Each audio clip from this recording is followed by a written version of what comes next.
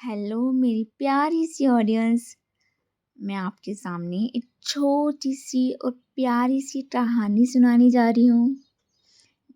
सपनों से समझौता मत करना। और ये मेरी कहानी खुद पर भरोसा करना सीखे किताब से ली गई है। तो चलिए स्टार्ट करते हैं।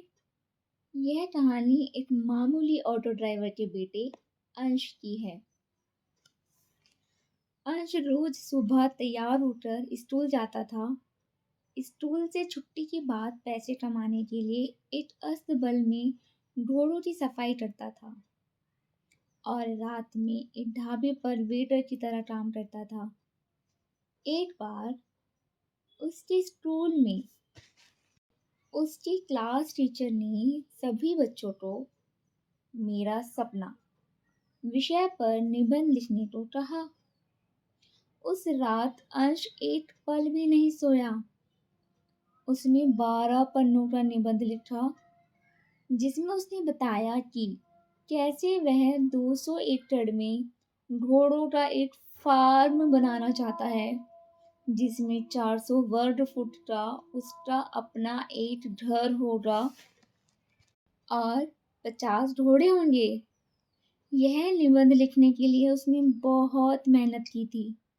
फार्म की एक एक बारीकी को उसने गंभीरता से सोचकर अपने निबंध में प्रस्तुत किया था। यहाँ तक कि फार्म की डिजाइन और कुछ घोड़ों के नाम भी अंश ने निबंध में सम्मिलित किए थे। अगले दिन स्कूल में उसने अपना निबंध क्लास टीचर को जमा कर दिया।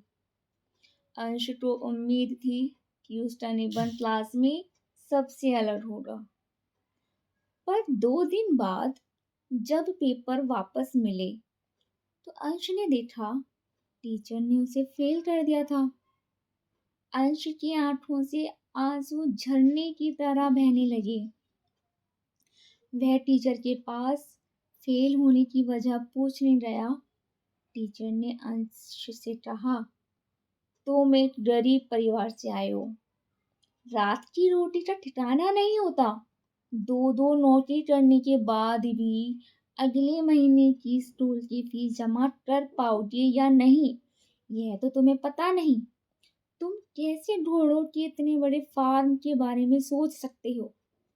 क्या तुम्हारे पास इतने पैसे हैं कि तुम एक घोड़ा भी खरीद सको? मैं तुम्हें एक और मौका देती हूँ।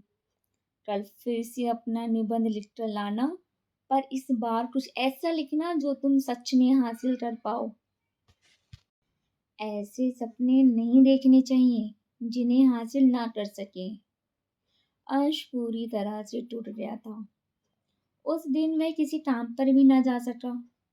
घर पहुंचा तो उसके पिता ने उसे समझाया, बेटा, तुम्हारे सपने सिर्फ तुम्हारे अपने हैं।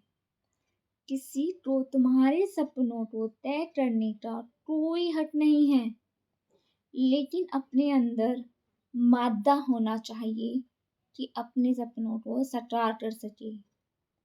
यह निर्णय तुम्हारा है। अगले दिन अंश फिर वही निबंध लेकर अपनी टीचर के पास गया और उनसे बोला, आपने मुझे जो अंक दिए वह मुझे मंजूर है, लेकिन अपने सपने से समझौता करना मुझे मंजूर नहीं।